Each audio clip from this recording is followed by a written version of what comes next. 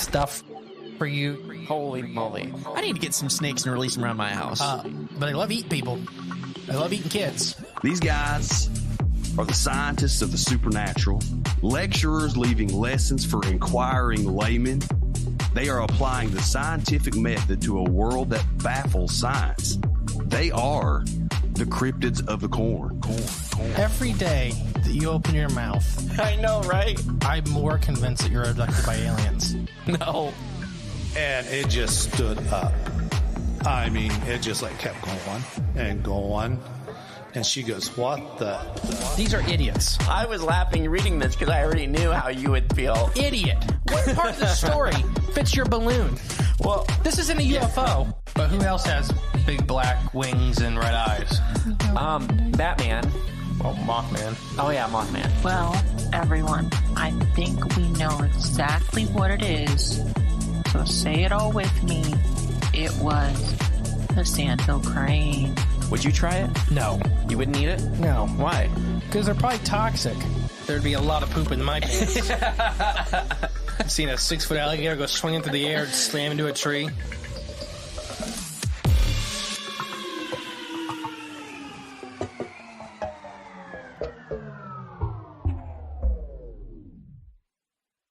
All right. Welcome back to Cryptids of the Corn podcast. I am the great and powerful mystery, and this poor laptop I could smell it cooking, trying to do all this stuff. No Jay tonight, everybody, but don't worry. I have an amazing guest. He's here promoting his podcast and his conference and all kinds of other goodies we're going to get into tonight. So please welcome Brandon. And Brandon, please go through all your stuff and give your shout outs. Jay normally does that, so I'm going to let you do it. Mr. Reedy, thank you so much for having me. I'm grateful to be here. Audience, you know you have the coolest hosts in the world, so just throw them a shout out, throw them a like, throw them a share. It means more than we know. You may take it for granted, but it means more than you know. So thank you, dude, so much for having me, brother. This is awesome. You guys run an amazing thing over here, and it's so aligned. This is perfect. So to that, then I am Brandon Thomas. I host a show called Expanding Reality. We've been doing it just over 3 years now. We've got all sorts of bonus content, stuff like that. We do the hangouts over on Patreon, and we've been having a blast with it, man. So much so, and talking to so many authors, as I'm sure you do, that we've actually founded our own publishing house called Rediginal Publishing. That is a word. I figured all words, were made up, so I just try my hand at it and make one up. Rediginal means ridiculously original, and that's our mantra, man. So I created it's 7 in the series right now, and it's a community project, super cool. Now, hand drew these things, so it's a hand-drawn kind of a deal. There's some that are deliberate that walk you through things. Others are just really cool lined or artist-inspired sketchbooks, and they have artist renditions in front. So we're doing a lot of cool stuff with the publishing. Very excited about that. As well, now the events. And, we could share screen and show some stuff with the event here a little bit later, not in the intro, but just wanted to introduce our event here. We have a Befriending Bigfoot event, May 15th through the 20th in beautiful Blairsville, Georgia. We got this 26-acre ranch out there, which, again, I'll show you pictures of and stuff. In the meantime, though, you can check it on the website, expandingrealitypodcast.com. And over there, you'll find not only the show, the publishing, but also the events. And it'll have all the info. We're booking now. Super pumped about this thing, dude. It's going to be insane. And, again, we'll go over sort of the planned itinerary, some of the presenters. I know that we have some mutual friends in this thing, so can't wait to tell you all about it, brother. And, again, thank you so much for having me, man. Pleasure's all mine. And for everybody at home, I do have to apologize. I am recording on the travel set for the podcast, so if the audio is not the quality it normally is, we had to bust out the old Zoom PK4 again. So she's been in hibernation for over a year, but she's cooking.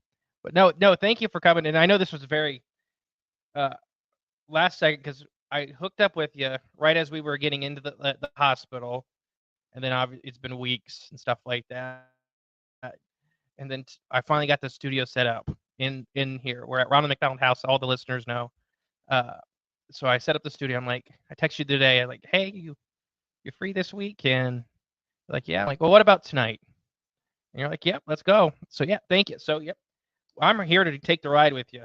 So which thing do you want I'm here and honored to get into first?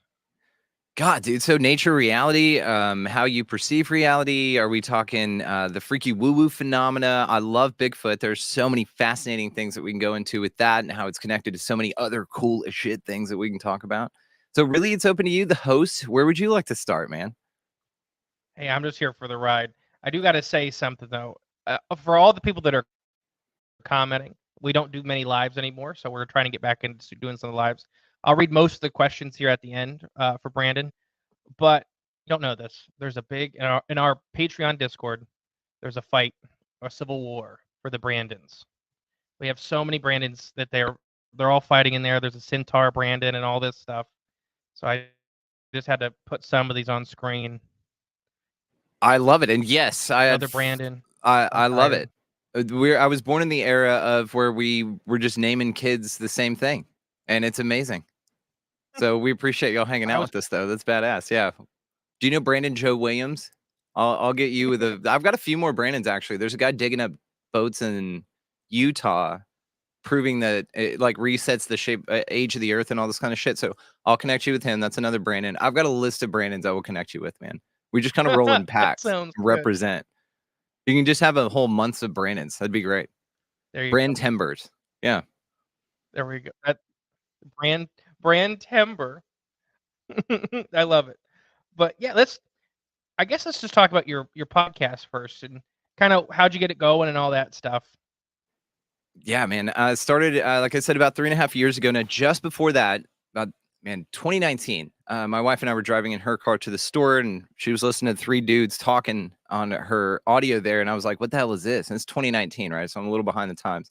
She was like, "This is a podcast," and I was like, "What the fuck is a podcast?" So I ended up doing. I was just hooked on this show. Last podcast on the left, we ended up seeing them live and all this stuff. Really cool.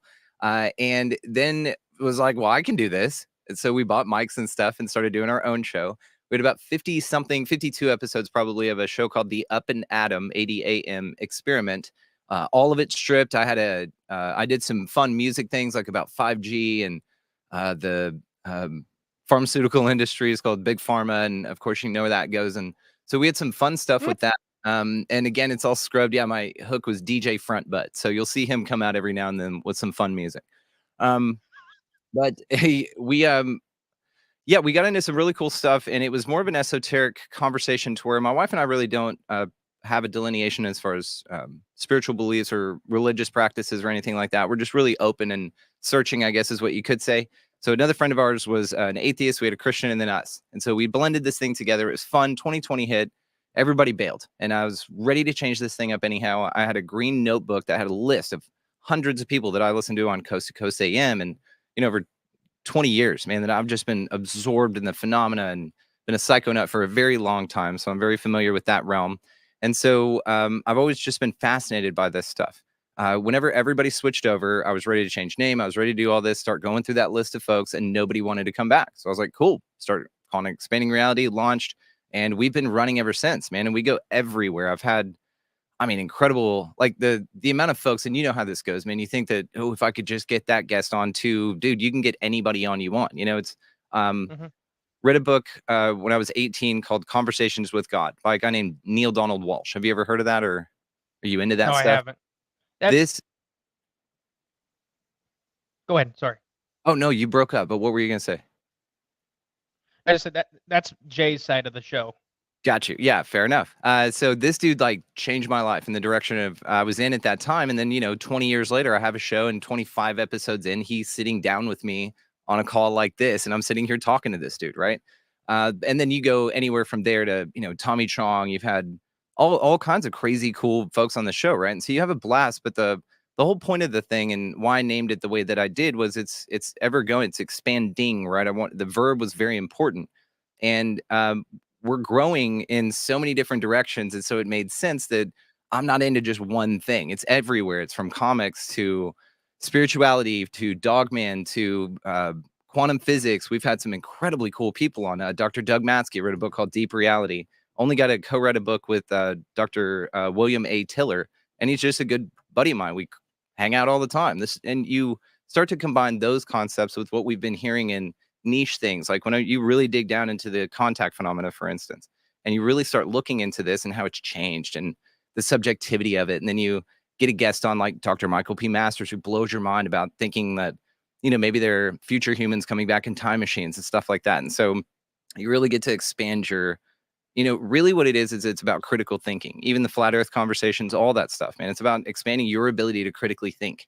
And in this whole process, I've sort of noticed early on that beliefs are a big challenge in this realm's ability to change, is what I will say, fluidly. And there was a movie in '99 that I watched by a guy named Kevin Smith, and it's called Dogma. Have you ever seen the movie Dogma? Mm-mm. You would love it. Put it on your list. It's amazing.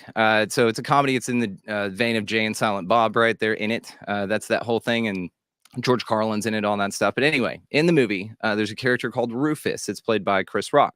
And he has a line that he goes, I don't have beliefs, I have ideas, because ideas are easier to change. And man, I grabbed that, my little 18-year-old me, and was like, I'm going to hang on to that and put it in my pocket because it sounds useful. And then all I saw around me were all these people limiting themselves by their beliefs. And they would say, no, I can't, especially the self-imposed ones. No, I can't because I'm not blank, or no, I can't because I don't whatever, right? All these little Newtonian things. And I just found it fascinating. So floating through this realm, sans beliefs, and really I've just come to one, honestly. It's temporary truths. That's what we're riddled with, is this idea of what you know now and hang on to like an island you're pole vaulting between is just temporarily true for you right now. And with new information, let's say maybe you find it in this life, maybe it's death that is that new information, you'll feel differently about stuff, right? So I think leaving that open and my ability to sort of be fluid and not saying I'm right about this because I have a emotional investment in it being correct, right? So with this, the show has just been awesome because I don't have a hill to die on per se. Like I'm not telling anybody what their story is. I'm not here to say, no, you didn't, and prove myself right. Like, so this is just a really open, honest exchange of really cool ideas. And I think that's what it's all about. It's just, hey, maybe we're all, and the metaphor is that we're all mapping consciousness from our own perspective in like a cave, let's say, and we have a flashlight. And all we can say is we can see what we can see with our flashlight, but we hear from the other side of a cave, maybe in a Zoom call, way over there, that somebody saw a Bigfoot and it made them feel like this and it felt like that. Now, a lot of people nowhere near that person will go, bullshit, you're dumb, Bigfoots aren't real, whatever, just because they're not in their part of the cave or they can't see it. Maybe there's one right in front of them, but their flashlight can't see it. So in this way, everybody's got this fascinating role to play in this incredible environment where we find all these mysteries that we're drawn to and connected by. And I think it's beautiful, man. So the show has done an incredible job of expanding my reality, which has been sort of the whole point. I think I'd still do it if nobody listened. It's one of those things. No, yeah, I think we're in a similar boat with. There's stuff since starting the show that I've completely 180'd on. I'm sure, and we talk about that on the show all the time. That you're supposed to upgrade with new information. Connor, he put something in here. I'll click it. I don't do this very often. All scientists, people should be able to change their outlooks based off of new experiments and evidence. Right on. Yep. Connor, shout out. And that's even science. And like I'm a Christian, but I still have all of these big beliefs. Like within the stuff we're doing, I've seen a Bigfoot. I've dealt with the paranormal and all of it, and it's.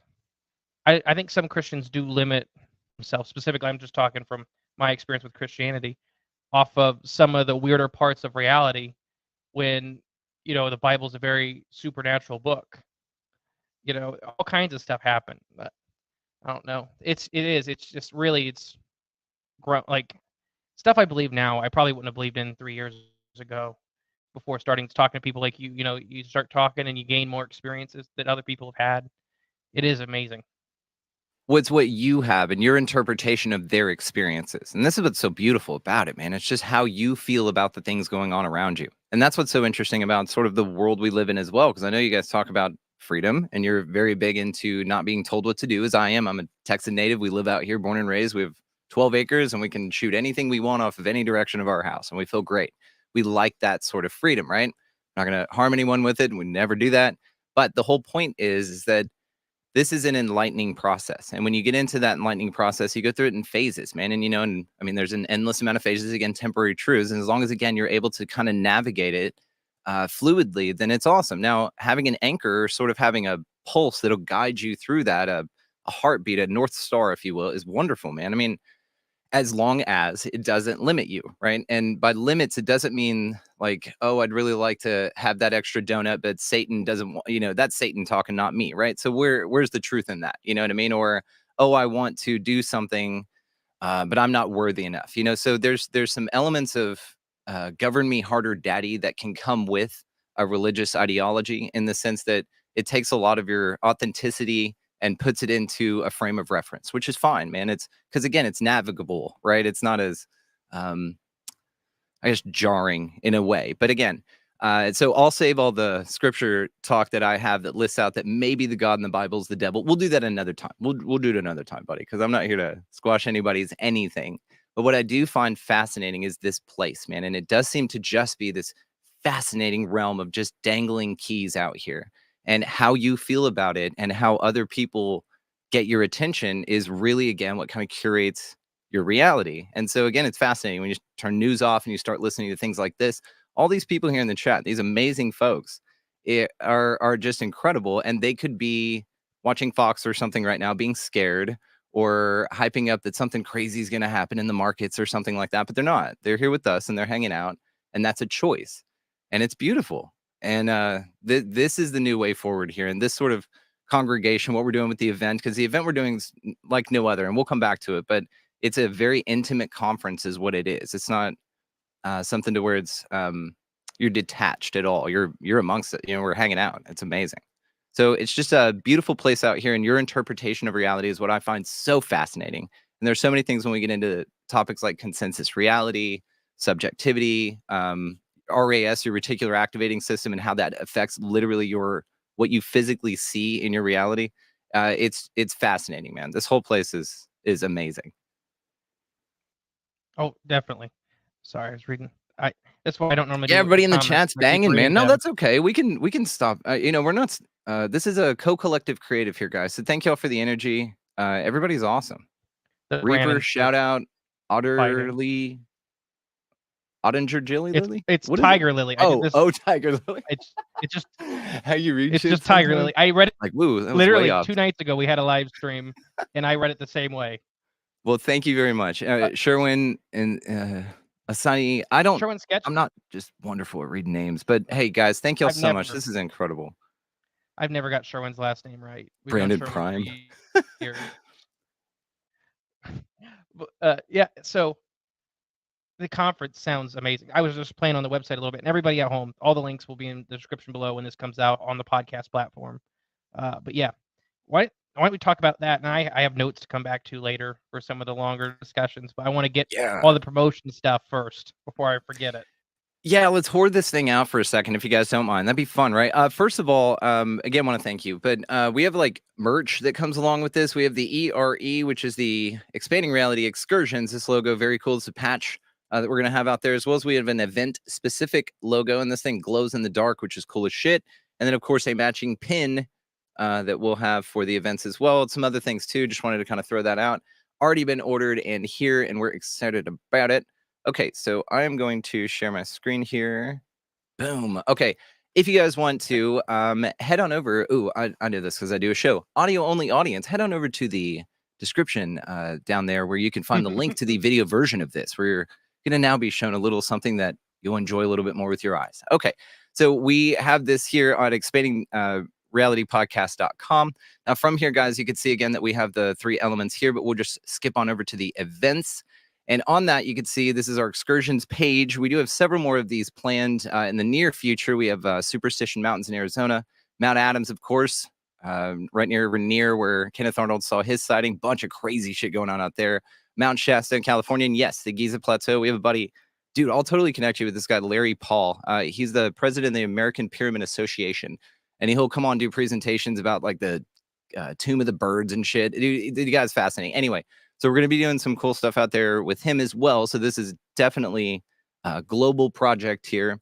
We'll come back to the farm here in a minute. It's badass, and I will show you the planned itinerary. So when we get out there, guys, we have Trey Hudson kicking this thing off. He is author researcher of the Meadow Project. Absolutely fascinating dude. The next presenter that we have is going to be Sheila and Scott Granger, and they are local Bigfoot experts. You can find them at Fishing Outfitters on Facebook, and they are fascinating. Now, they are, again, a local hookup out there in the northern Georgia mountains out there. And that night as well, we are going to also, Trey Hudson is bringing all of his night vision and thermal imaging stuff for a Bigfoot adventure hike, and you'll see why on the pictures in a minute. Our place actually butts up to the Chattahoochee National Forest, so we have thousands of acres rather than, that's our backyard for the whole time we're there, and we get full access to it. So the next day, though, guys, after Sheila and Scott tell us about a spot called Booger Alley, then we are going to go to said Booger Alley the next day, and we're going to spend all day out there. We then have, so mostly what this is broken down into is hikes in nature and outdoor during the day. And then in the evenings, we're just going to do a 2-hour presentation block and then still more things in the evening. Like I was a touring musician for 12 years. I'm going to bring my guitar. We have other musicians, a lot of musicians attracted to the phenomena, by the way, which is a fascinating thing I'm sure you've discovered doing this show. But we have these hiking days and everything, and we're going to be spending time. Dude, it is in Frequency. We do a show called Frequency Theorists. I'll invite you next time we can do them. Man, they're fun. Okay, so we are only going to do these 2-hour blocks each evening, but they're going to be banger, guys. And we're going to do our damnedest to stream these. So if you can't make it, you can catch these. But during the day is where this is at. Now, keep in mind, we've got Trey Hudson, Owen Hunt the next night, who is a comedian. He is going to be going on, doing a comedy bit. He's got somebody else he's bringing with him. He's fucking hilarious. So if you guys want to check out Owen Hunt, and I'd recommend, as I'm going through this, kind of Googling these folks or going through the planned itinerary on the website, you can kind of Google these folks, or just, they all have Instagrams and shit. But Owen's then going to come up in a Bigfoot outfit and roast humanity from Bigfoot's perspective, which is so cool. Then we have this guy, Dave Baker, who's absolutely awesome as well. All these people I'm going to connect with you if you haven't met him already, dude, for shows. This Dave Baker dude, right now on Tubi, if you guys go to that free ass app or whatever, there's a show called Encounters. It was on Amazon Prime for a while. And Dave Baker is actually on season 1, the last 2 episodes rather. And so you can catch that guy and his crazy stories over there, but he is going to be out there with us as well. Then we're going to be doing some late night UFO stuff, some, again, hikes. I mean, hikes on hikes out there. Now, day 3, we're going to be going to Tennessee, because, again, we're doing this in 3 different states, Georgia, Tennessee, and North Carolina, all from our central location. We're going to go kayaking out there for a little bit and then go to the OC River Upper Olympic Middle Hike. This is an awesome trail out there right on the OC River. And then we're going to do dinner, of course, and then our speakers that evening is Chris Matthew, of course, for Forbidden Knowledge News, filmmaker. His film, Occult Louisiana, is up on Tubi as well, totally for free. So highly recommend that. I may or may not be in it. Now, also, Alexander Petikoff. Have you ever heard of him? Have you met? Have you guys done this? Okay. I don't think we've met. I don't think yeah. Oh, bro. Okay. Same thing. I'm going to hook you again. I'm just going to give you my presenters list and connect y'all for shows. So Alexander, amazing. He's part of the Little Monsters crew. He had Bigfoot Off the Trail and it went nuts on YouTube. And he is just absolutely incredible. So he'll be there. And all these documentary filmmakers will also be filming out there as well. So that's sort of documentary opportunities for them to kind of be in that. So you guys could be in documentaries, for just coming out here. So the next day 4, we are going to be doing in North Carolina a Appalachian Trail hike. And that is going to be awesome. We're going to kind of get dropped off on one spot, hike, have lunch, continue to hike, get picked up later, kind of like a river rafted, but on a trail instead, right? That evening as well, we have Les Durant, man. He films crazy shit over Mineral Bluff, Georgia, which is sort of what kicked this whole thing off, honestly. I had him on the show. He shared screen with us and showed us all sorts of cool shit. And it was absolutely amazing. So he's going to be there, as well as Preston Dennett. If you've ever heard of him, he is one of my favorite authors. He's written 32 books. I got to meet this dude in person. He signed 3 of them for me, and he's just a sweetheart and an awesome dude. Fantastic researcher. So he is absolutely going to be there. Then we have on day 5, we're going to head over to the Expedition Bigfoot Sasquatch Museum. Now, this is ran by a guy named Dave Bacara. Unbelievably cool guy. He's in his 60s now. He's been looking into the phenomena since the age of 12, and he has refused to take secondhand stories for well over a decade now. So it has a DNA lab on site, as well as the largest cast prints of any occult museum in the world or something like that. He's already looking forward to building a second one, but we are going to get to go hang out and see that. Then we have a jam day there at the ranch for everybody to kind of kick it. And then Dave Zed from Generation Z and I will be hanging out, and then we're going to invite everybody or whoever wants to come up and share their high strangeness experience. And then, I love my events coordinator. She's awesome. Look at this. Late night, definitely not a sacrificial orgy party, but pretty close. We have a good time. So, and then of course we have shuttles. She's great. Kristen Bolt, shout out. We have shuttles and everything for this event. So all you need to really do is get out there, and that's it. And we have a variety of ways. Okay, is it sharing the Sugarboo tabs now, or still just the website? Okay, Still just the website. got it. Thank you. I'm going to. Okay, let's check out the spot now. Let's peep the spot. So this is Sugarboo Farms. This is, dude, highly recommend. Okay, 26-acre farm out there. We'll just kind of go through some of the farmhouse pictures here. And yeah, this is the Chattahoochee National Forest behind us here, and all around us, by the way. So when you go out here, you have access to all of this. There are animals on site. The farmhouse itself is absolutely incredible. Everything is just decked out and amazing. Full kitchen, like industrial sized kitchen and all that stuff. We also have camping, semi-private available. So there's a bunch of options on how to participate in this. It's not, and we have trimmed the fat. Like, there's no money being made off of this. No presenters are being paid. Like, everybody is being so sweet about that. We have railed out the cost to allow everybody to come to this thing. It's not free and it is exclusive, but it's the coolest thing you can do. And we'll talk about, because again, let's say other conferences, which there's nothing wrong with, they will go out and you will have a booth set up where they have a laminate on and you're not allowed to talk to them because they're going to go up and present. Sometimes they present and bounce. And then you need to buy their book to get in line, and then you don't really see them together. So you couldn't say, ooh, I wonder what this person and this person and this person think about this one particular thing that happened to me, or because it involves elements of all of their disciplines, right, or modalities. But either way, what I'm saying here is our conference is what's called an intimate conference. So we're all going to be together. Some presenters do need to float in and out, but they are going to be there way more hands-on, even with the limited time that only 2 of them have with us, than any other conference you've ever been at. Plus, again, it's all of us hanging out. You know, how do you take your coffee? We're going to have exceptional coffee there. So what I also wanted to point out here is where we are going to be doing these 2-hour presentations each night is this really cool little spot here with a projector. It's got a big screen there. And at night, out under these stars out here and absolute UAPs, we're also doing this right around new moon. So it's just going to be a little crescent there to get the darkest skies that we could possible in the time frame. And then this place just tears down, man. You've got an upper balcony of the fire pit here. This is this presentation area with a little pagoda in the back. And then you have a pool down in the bottom with hot tub and all that kind of stuff too. So the place is decked to chill. And we just encourage everybody coming out, having a great time, getting amongst them, as it were. You know, get out from behind your computers. This is the time. This is what we've been doing. Oh, another presentation area if, shit weather, whatever. So we're doing this.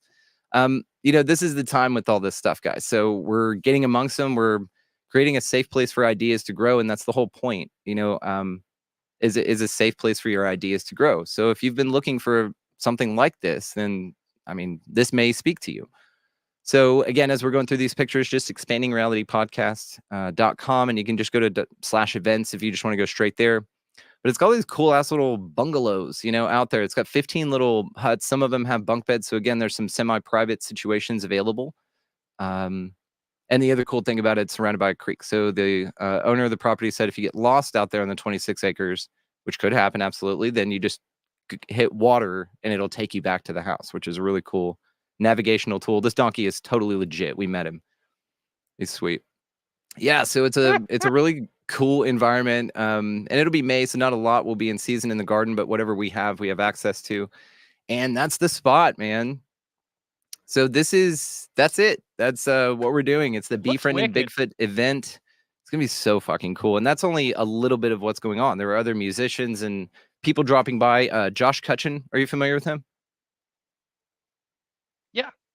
Yeah, so he's going to swing by as well and have some books there to give out, which is really cool. He's just going to come by and hang out. He's not even on the presenters list. He's just going to come through. And again, open invite for you, brother, if you guys want to make a road trip down. So that's when it's happening. It's May 15th through the 20th. Could not be more grateful for you letting me tell everybody about that, and would love to see you all out there.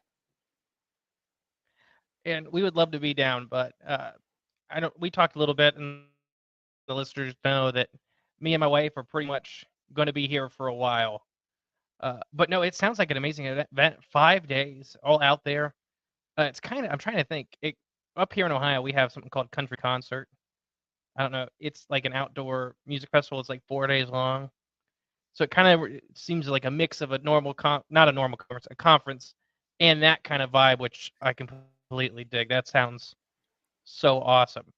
And super outside, man. You know, I'm a nature guy. We went to the Contact at the Canyon and presented up there in Utah with the Grimerica guys last April. And it was amazing, man. That kind of environment of just get out, hike, go do cool shit, then come back in the evening and, you know, be with each other, you know, in a really amazing space where no one's getting judged for some alien encounter they had or something like that. You know, it's like we all grow where we're planted, right? And we were probably not around each other. You know, there's probably not a lot of people in your immediate vicinity that are like you. Let's say in your family, for instance. I'm pretty sure if you're listening to this, you're Yeah. probably what's referred to as the sheep or whatever, the black sheep, right? But that's an interesting position you find yourself in because, you know, if you want to continue the metaphor, then what you were fertilized with was the shit around you, right? The traumatic childhood that you had, you know, any kind of challenges that you had with being authentic in your individuality, anything like that. Well, that fertilized you into a beautiful, tall flower. And all those little things can only grow so high because that's as high as they can view. But you grew into this beautiful, huge, like one of those big ass sunflowers, man.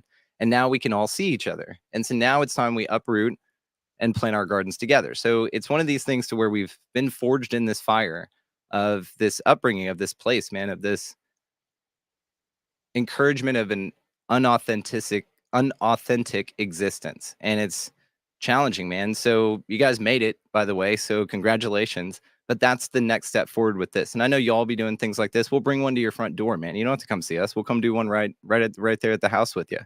And this is the way forward, though, is we're doing our best to get out there and get amongst them, you know, because we can say a lot, we can talk a lot, but God, to get out in the woods with Trey Hudson and to hike around with these people, Alexander Petikoff, the most skilled, like you'll learn more about outdoor hiking and nature just with these dudes in a, you know, 2-hour hike than you would on any reality show about anything else. You know, you might not see a Bigfoot, but my God, you're going to learn and have such a cool experience out there, right? Regardless. So, and that's the whole point, right? We're not going on Bigfoot hunts because we're not hunting shit. We're just going to go befriend Bigfoot, man, you know, but we're not also going to sit around and sing Kumbaya and that's not that either. It's just a really cool space, man, where we can just really discuss the ideas and be free, you know, and thank the fact that we all grew where we were planted and that now we don't have to stay there. It sounds absolutely amazing, and I think it's going to be a great success because it's just, I love the sound of it. I wish we could go this year.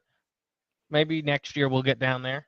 I'm looking at planting seeds soon, you know, and again, we'll bring one up to you, you know, where you guys are. We'll make it as easy as possible on you. We'll set something up through the ERE, dude, and we'll do a combined event at that. I'd love that. It'd be awesome. That'd be awesome. Ohio's a really big footy state. One of my kind of stuff you're talking about. We went to one of B's events. B Mills. She's been Bigfooter of, I think is she the only female Bigfooter of the year ever? Yeah, I think she's the only female Bigfooter of the year ever. But B's an authentic, amazing, real, loving person. And we were at an event that got rained out in cold weather, so it was just us, and a couple other Bigfoot researchers, and that was it. And we got to do a Bigfoot hike that night with just those guys.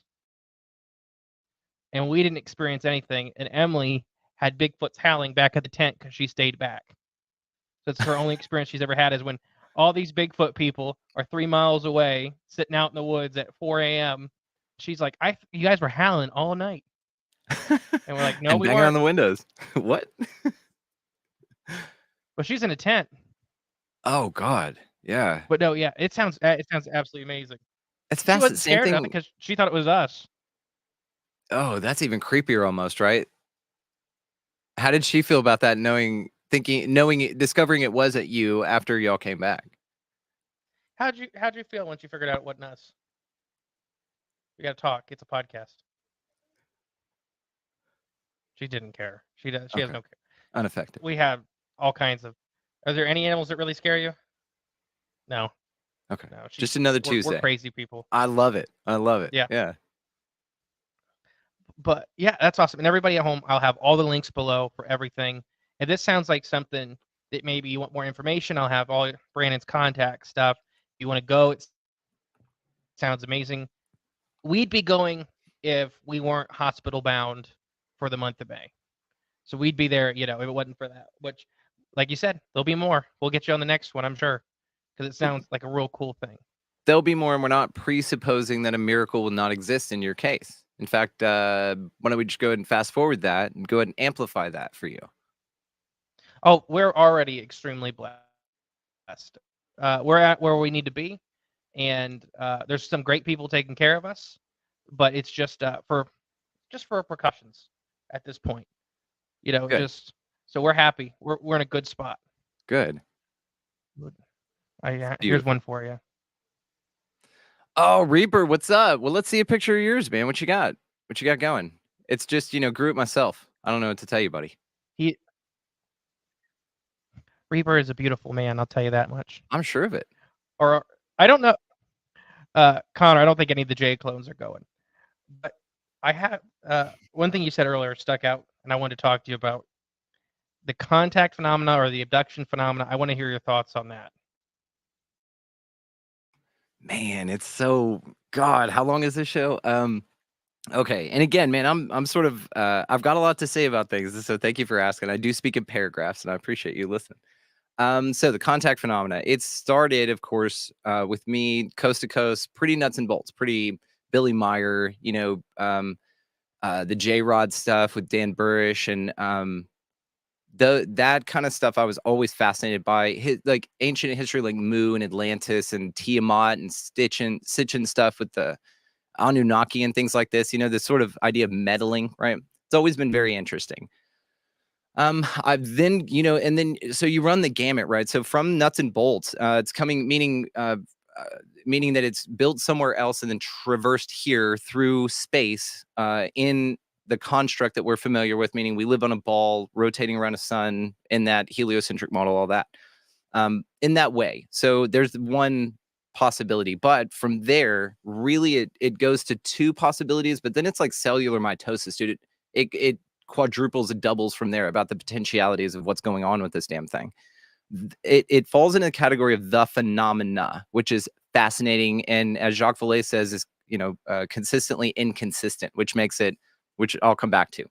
So let's say that we go from nuts and bolts to, you get a guy again like Dr. Michael P. Masters on. He's an anthropologist, man. This dude's a tenured professor, Butte, Montana. Fascinating dude. Says, you know what aliens are? I know what they are. As an anthropologist, they are future humans coming back in time machines. I'm like, holy shit. This now just opens it up to a whole new thing. You're like, what the fuck? And really these sort of expansions happened in really massive increments to where it just reframed the concept completely. And then you're sitting here after that and you say, well, maybe none of it's true whatsoever.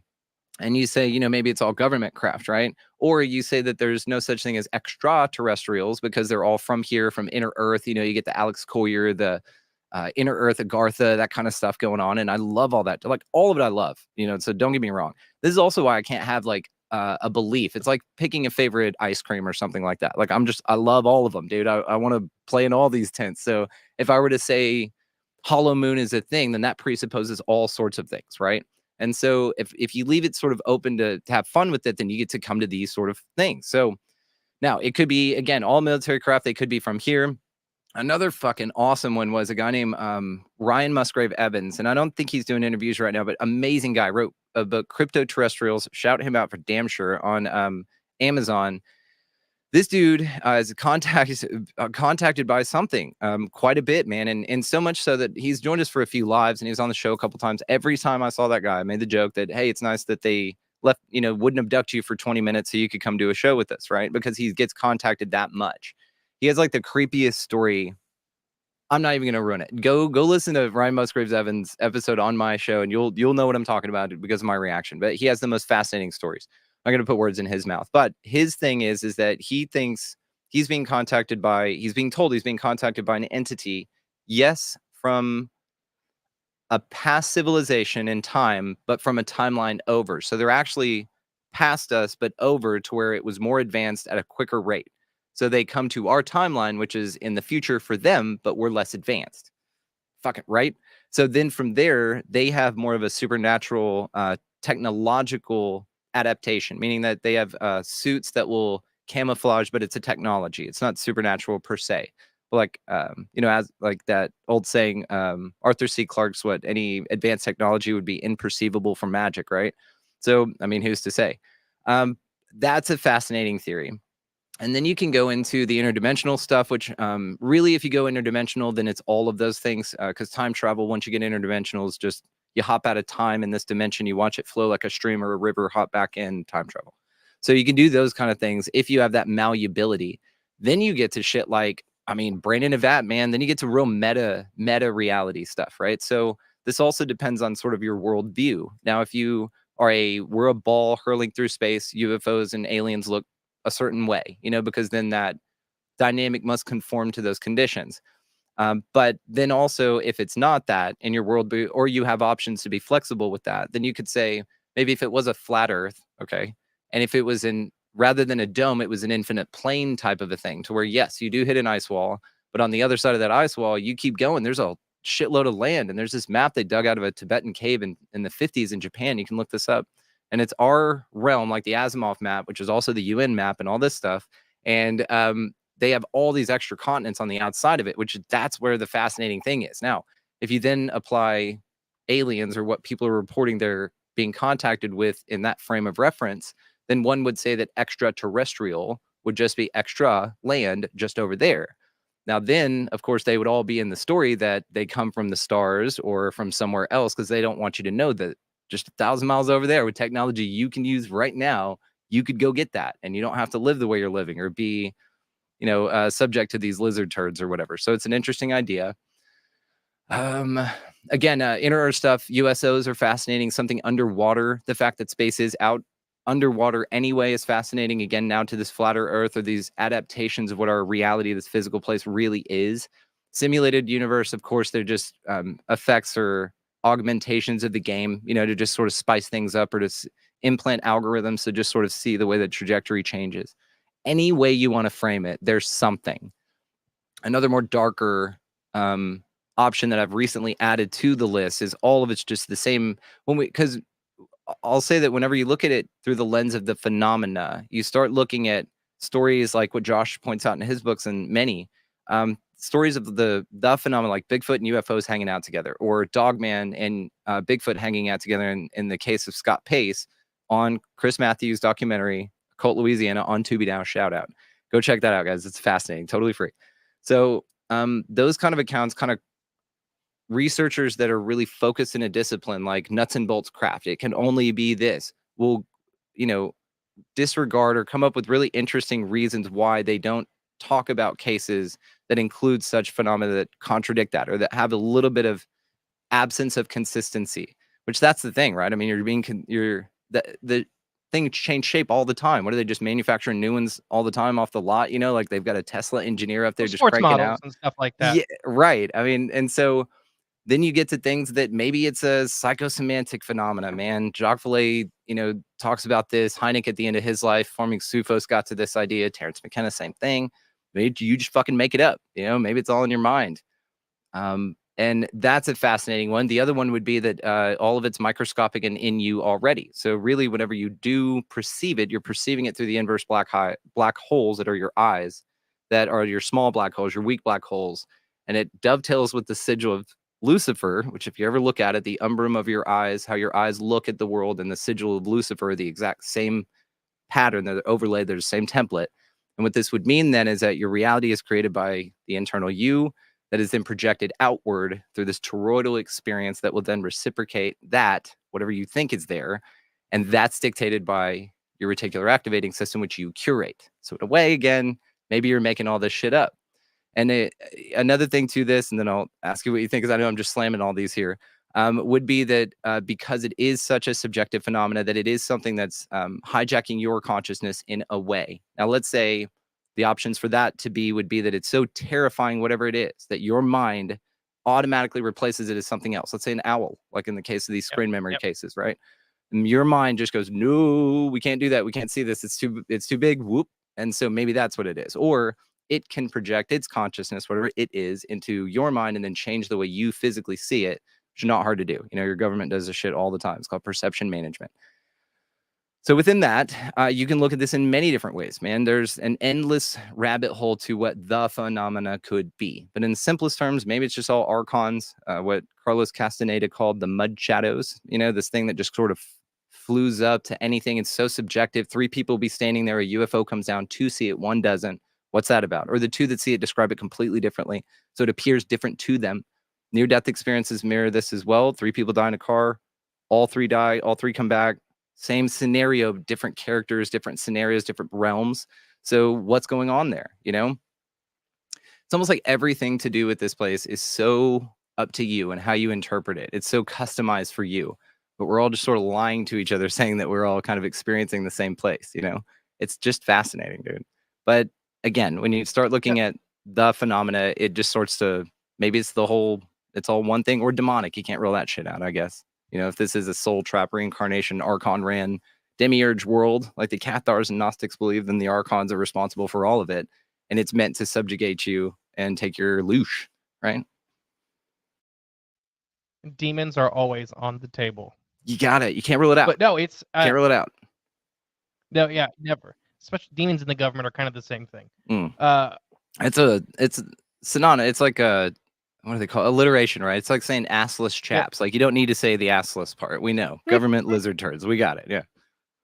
No, and I'm there with you. I personally, and Jay kind of shares this opinion, I think, for the most part, is that this is it's an umbrella, right?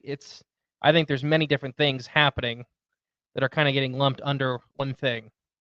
I think there are probably nuts and bolts UFOs, and there probably are government UFOs, and one of the things we kind of blew up for was the organic UFOs, the animals of the upper atmosphere that are being mistaken for craft. I was just talking about this the other day. I've been talking about it in like 5 years. The other day I'm talking about this 2 days ago, dude. That's fascinating that you bring this up. Well, that's the thing that blew us up. Like, we have so many episodes on it, and we've done so much research into it. I love it. And I think it's probably 5% of UFO sightings are actual animals from the upper atmosphere. Yeah. And I think there's the whole Fae. I think Fae are in there too. I think that some of this stuff is, like, if you look at a lot of the abductions and stuff like that, they meet episodes on it. Yeah, don't worry, Brandon. We have more organic UFO episodes coming out. There's only like 20 so far. Well, you're gonna please come do one on my show. He'll have one on expanding reality pretty soon. That'd be great. That sounds good to me. But it's this thing where I'm with you, that I think that I don't think it's one thing. I don't think you can point at the UFO phenomena as a whole and be like, it's just this. And with Bigfoot, I think it's the same thing. You can't point at the Bigfoot phenomena and be like, they're all flesh and blood. They're all Fae. They're all aliens. With my Bigfoot encounter it was very much a flesh and blood animal, in my opinion. It had flesh and blood once and fears. It was scared of a gun that my dad had pointed at, up into the air, but it was stealing food. These are flesh and blood things. But we've had so many people on the show that have had these the paranormal Sasquatch, where they've had the glowing red eyes that walk off a cliff and keep walking like a cartoon style, and I believe these people. So where does that leave you? Are they the same phenomena, or is it just two big hairy things that just happen to exist that we've experienced? The big thing we've talked about is the Fae will put on a face. And I'm using the Fae as a generalized term. I know a lot of our listeners already know that there's African Fae, there's North American Fae, there's European Fae, Asian Fae, and Australian Fae. They all have their own words for them, but they all kind of fit the same folklore and the same quote-unquote rules or behaviors. And so it's like dragons, right? All cultures have a dragon. All cultures have a Fae. And it's these trickster things, but they'll put on the face that they think you want them to have. So if you're going out in the woods, you're out in the middle of Wayne National Forest, and you're like thinking about Bigfoot, and they're like, okay, they want me to look like this. I put on that face. They still run away.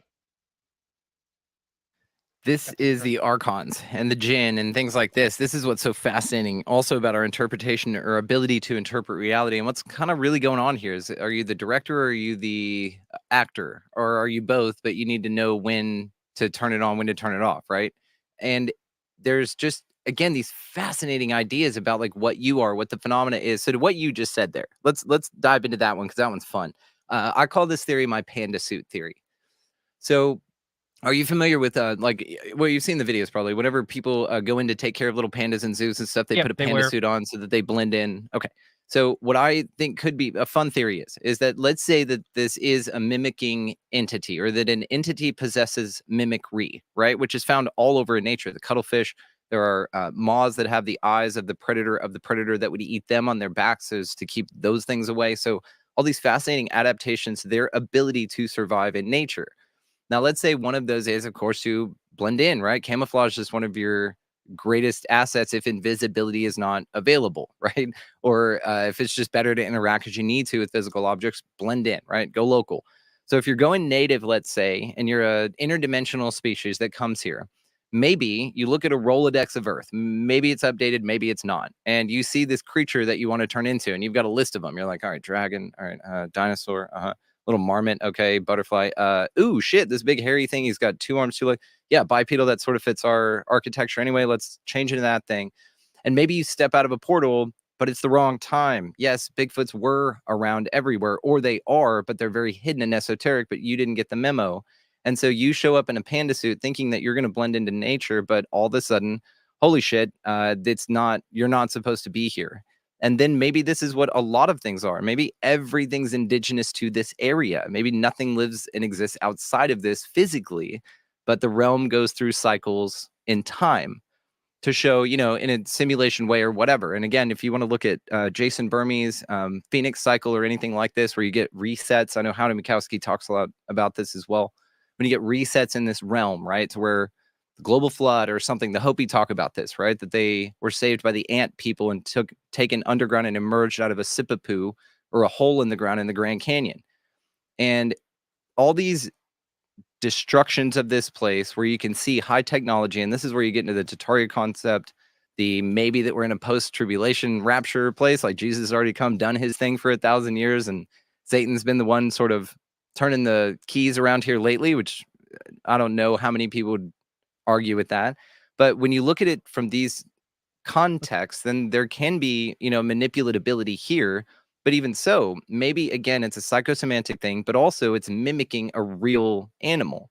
So then it's a chicken egg thing. Is it deceiving you based on that, or are the creatures inherently deceiving? So, maybe it's to pit you against like a pan type of an entity. I'm thinking more jinn, trickster, archon, but they do it in any way. So this is like the fascinating point too, is in the soul trap idea, not a fan of it, but it's part of a conversation, I suppose, is that you go, when you die, you're greeted with a bunch of entities. Now, some people say, oh, I saw my grandma and she guided me into the light. Well, that's sort of the idea in this theory goes, not that I believe in it, is that there's a trap set for you to where all these entities on the other side, right after you die, rather, are looking to get you into the soul trap, to get you flushed back down here on Earth, wipe your memory, and continue being a little food source. In that case, archons in that realm, for the reference of the conversation, can be anything. They can be Jesus, Krishna, Buddha, your dog, your grandma, anything. So the joke goes, you got to throat chop grandma when you get up there to make sure you don't get sucked back down here. All of these things are considerable, and which again is more fascinating. We don't get closer to the truth, we get more answers. It doesn't give us more clarity, it gives us more confusion, which is, I'm having fun with it. Like, I'm not bummed out about it. It's not like, I think the bummed out part would be if you get to the end of your rope, or you get to an answer that everybody could agree on, consensus reality kicks in, it's certain. You're like, okay, well, all right, it may take the wind out of the sails a little bit. So I think there is something tugging on humanity to push us forward. But again, it can be anything, and it shows up as whatever humanity needs it to, as a collective, but also on an independent level. You think of like the Fatima, the miracle of the sun in 1917, when those kids convinced 75,000 people that they were being visited by Mother Mary, an apparition of Mary. And she would show up at this time. They showed up an hour late. It was raining all day, but when the thing showed up, it parted the clouds. 75,000 people allegedly dried off from this thing dancing around in the sun, moving in the sky. So what is that? It's like it gives you these huge scale things and then these intrapersonal, really microcosmic boosts to your intellect. It says, hey, follow this, but it's always accompanied by redirects. It's always huge. You hit near-death experience. The poor bastard who saw the Stephenville UFO in 2008, like quit his job, got divorced, like grown-ass man, retired, like everything about this. And so it changes you.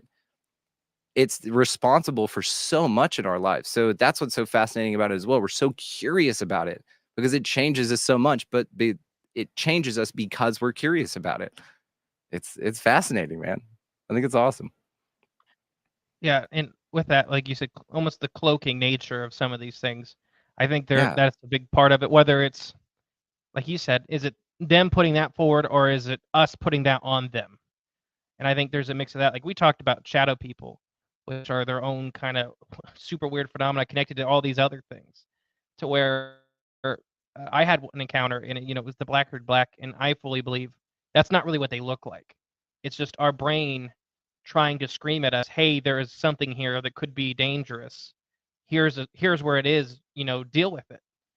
And I think that's why they're void. There's, they're this it's not like it's black, it's void of light. It's void of stuff, and it's just the primitive part of your brain screaming out at you, hey, deal with this. And like you talked about earlier with, these screen memories, it's easy to do with humans because we have that as a part of our trauma, protection inside of our brain. Our brain will rewrite over stuff to keep us from thinking about it, to prevent trauma.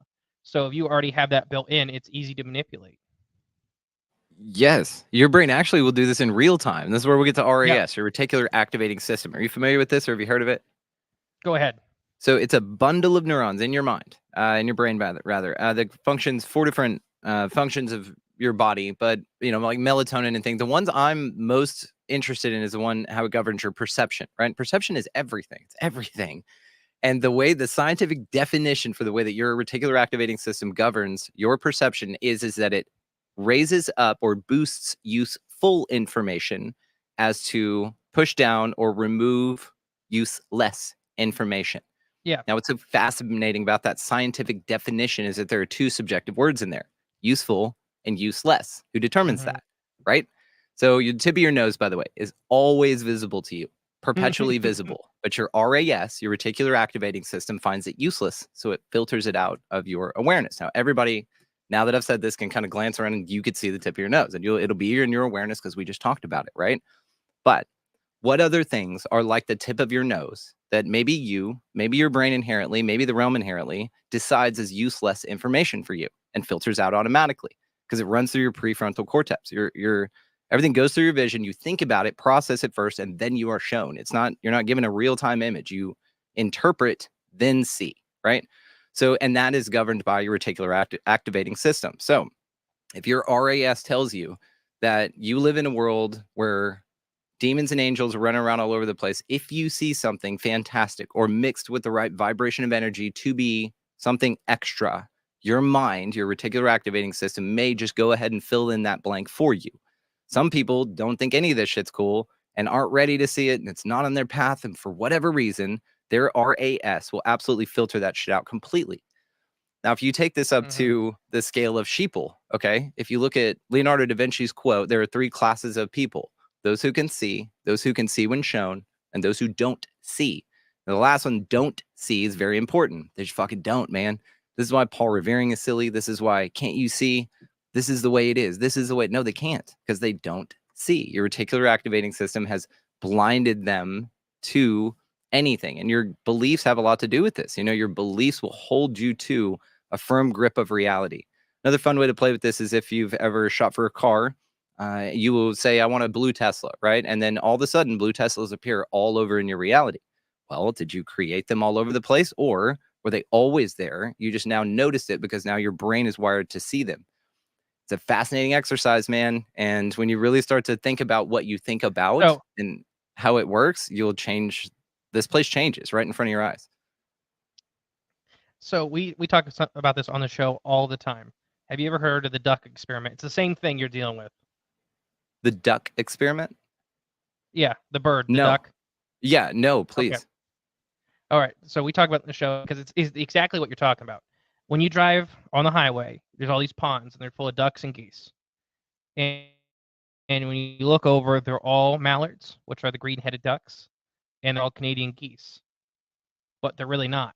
It's your, like you said, it's your brain painting or getting rid of the useless, quote unquote, useless information and painting them all one color because you don't need extra information. When you stop and look a second time, you realize there's over dozens of species of ducks in there, and there may not even be a single mallard.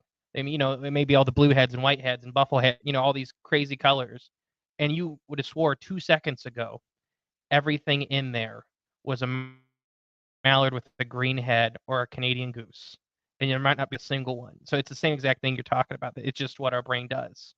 And this is why eyewitness cases in court testimonies are the least reliable. You cannot count on someone to stand there and report back what they saw accurately.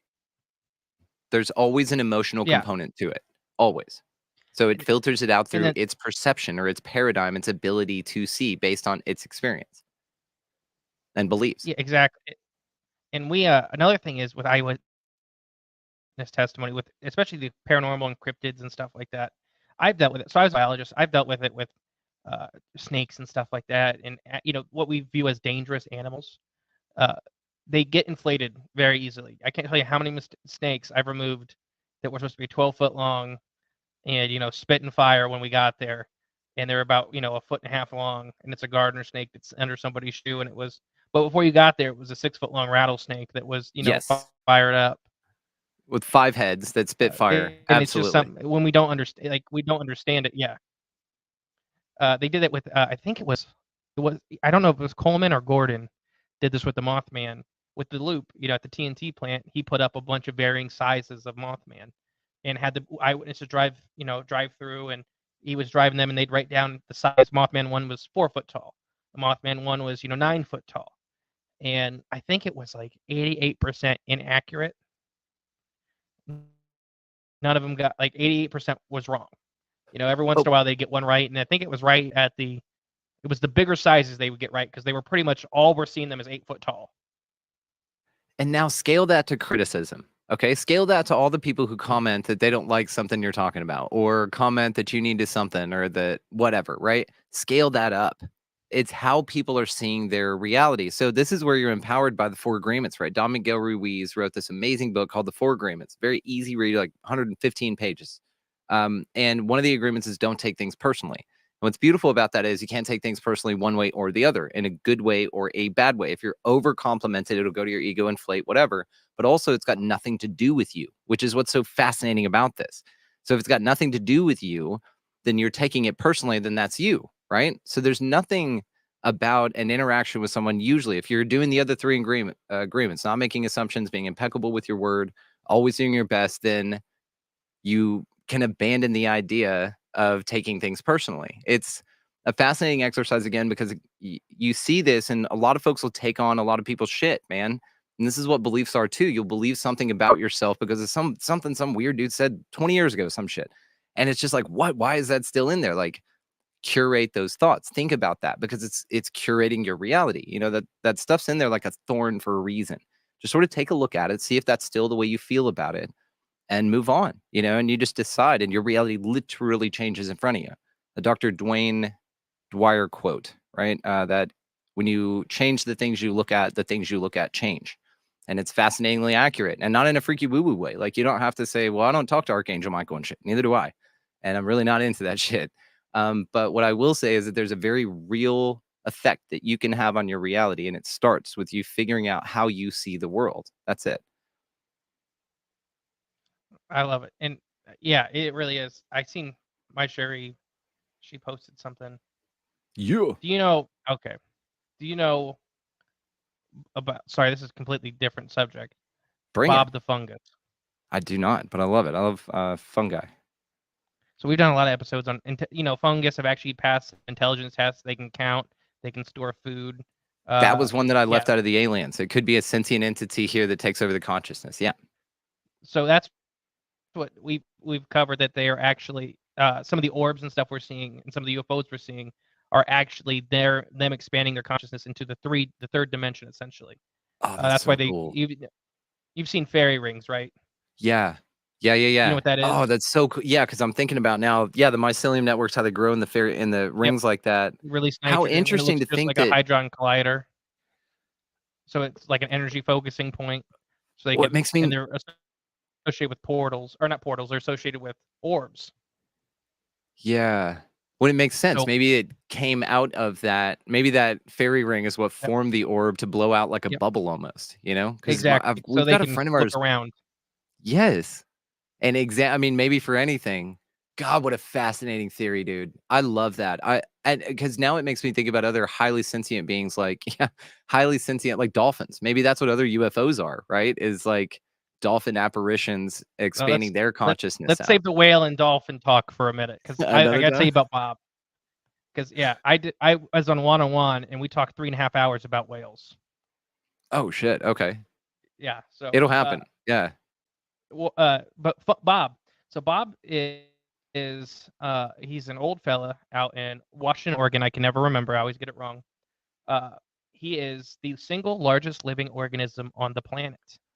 And some people think it's Pando, the trees. It's not. Bob's way, way bigger and heavier. He is, if you squared him up, he's 2,200 acres. But, he's a mushroom, so he's not squared. He's an entire state forest.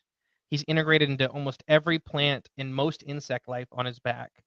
And he's been proven to systematically, basically, he'll kill sections of forest to re-promote grassland growth, to re-nutrify the soil like a big clock. And we found this. How he was discovered in the 40s is they did a core sample. They cut off a root or a mycelia network, the hyphae. They cut the section of that off, and 100 acres of trees died the next day because they couldn't exist without Bob. So we Holy used to shit. think these networks were more open trade between fungus and plants. Now we know it's much more controlling. The fungus actually hijack. They get their hyphae into the tap roots of trees and plants, and they actually run the show. But they do it for the benefit of everybody. 95% of plants on Earth could not exist without fungus at some point in their life cycle. Most plants today on the planet Earth need fungus for germination, so that they actually start the next generation. Others, like some of the tree species and stuff. So Bob's an entire state forest. He's got two little sisters that are nearby. They're not nearly as big as him, but Bob, we think he's around 50,000 years old. We're not quite sure. It's hard to age, but he's a honey mushroom. So here's the weird thing: is there are many other honey mushrooms. He's a pink honey mushroom. They're normally, the size of a football above ground and probably 10 or 15 feet squared below ground. And Bob, it just happens to be an entire national forest. Oh, and he can transport data incredibly fast. We just did man-made horrors beyond our comprehension as an episode, and they just started integrating fungus, hyphae, and mycelia networks into computer chips because they can transfer data faster than anything electronic. What they did with the we're actually Japanese subway making these system. hybrids. Yeah, they redesigned it based off of a slime mold, which is a type of Yeah. fungus, because they're just more efficient. And we think we have a whole episode about, we think the Fae are actually fungus with the way Dude. that it's just their consciousness that you're interacting with. Because this is how it would scale, right? Because you take the human out of the centerpiece of it and say that, yes, other things around here do have the ability to project, cast, operate differently than maybe science with a dollar sign has told you that it does. And that's all around us, right? When you start looking at things, and that's what our kind of shows do, man. It's critical thinking. That's what we're talking about here. It's not just batting things off, real quick. It's looking at the data, considering it, and that's fascinating. But I've talked about mushrooms because I was a psychonaut for well over 20 years, man. Been very familiar with the psychedelic part of that realm. And mushrooms have been fascinating to me. And this is one of those things that you say, yeah, maybe it was an entity, bro. Oh man, panspermia, bro. It came down on a comet, dude, and started here. And it, everybody that enjoys mushrooms on a either spiritual or recreational level, you get connection with it. And you just happen to, want to make sure that the forest and shit's taken better care of, right? And that you want to tell your friend how great the trip was and how wonderful of an experience you had and how there's no come down and that it's way better than anything else, right? So it's got a good PR element to it just based on its ability to affect you and what it can do for you. And I mean, then you look at like the sacred mushroom and the cross, and this dude deciphered the Dead Sea Scrolls and said that, Jesus is actually a mushroom and that The rain coming down is God's jizz and growing his son, the mushroom, and that's what we're connecting with God with. John Allegro is his book, The Sacred Mushroom and the Cross. But fascinating, either way you look at it, it's an awesome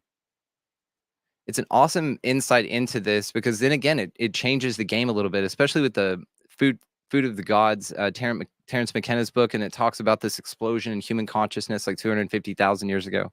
I don't know about that kind of history timeline, but either way, it's a fascinating thing to think that monkeys were just walking around, if you follow that narrative, and then they picked up a mushroom, and then just all of a sudden, started seeing colors, and their vision was amazing, and they could now connect and write and draw and, take their poop and do more than just throw it, stuff like that. Like, they were getting creative with stuff. And that was all due to, allegedly, their connection to this mushroom, which it changes your consciousness. So if nothing else, it's definitely that. It's definitely that.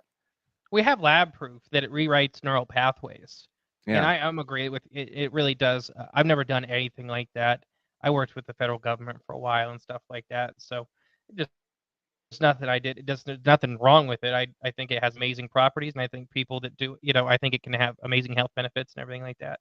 Now I drink chaga coffee every morning and stuff like that because nice. There's a lot of.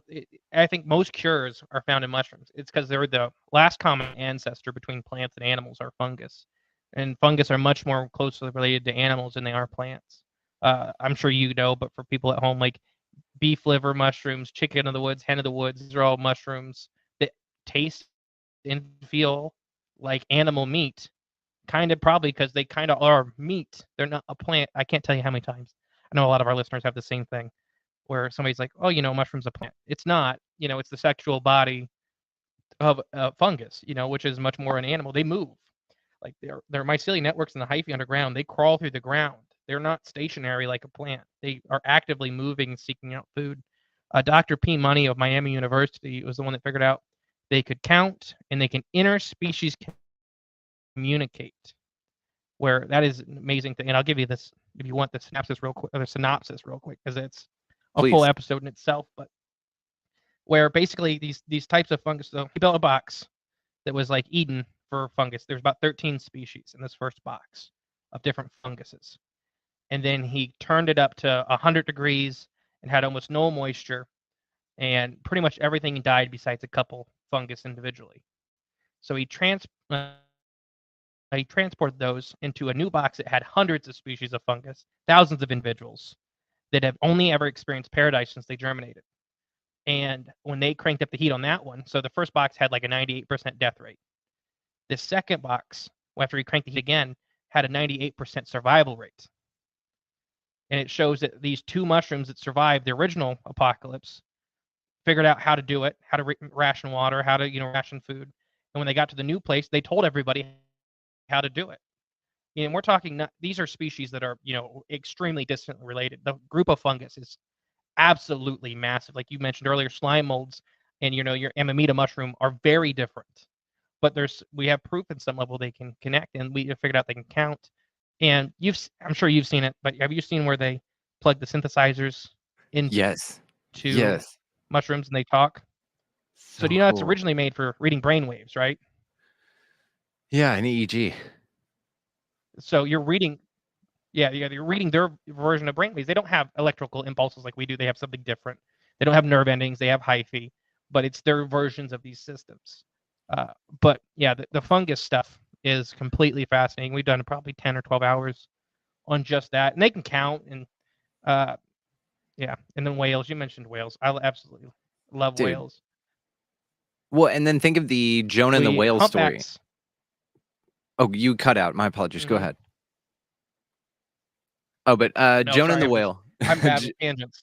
No, you're okay. So the Jonah and the whale thing is interesting because some people interpret that to be a UFO, right? That Jonah was picked up by a UFO, and that's what the whale is because that's how he survived in it for 3 days. Some say it's an initiation thing because the 3 days thing is always real big.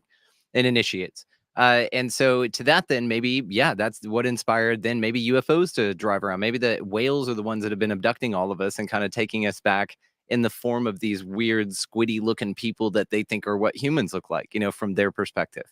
And who knows, man, maybe it could be manifesting those types of things. Because also to your mycelial talk about the mushrooms that were transferred, maybe also the 98% that didn't survive sent a signal to the others via some sort of quantum entanglement, right? What Einstein called that spooky action at a distance, to where they are connected by something that time doesn't, distance, it doesn't matter. There's sort of a hive mind concept to that, which then lends itself to creator, architect, simulation, something like that, right?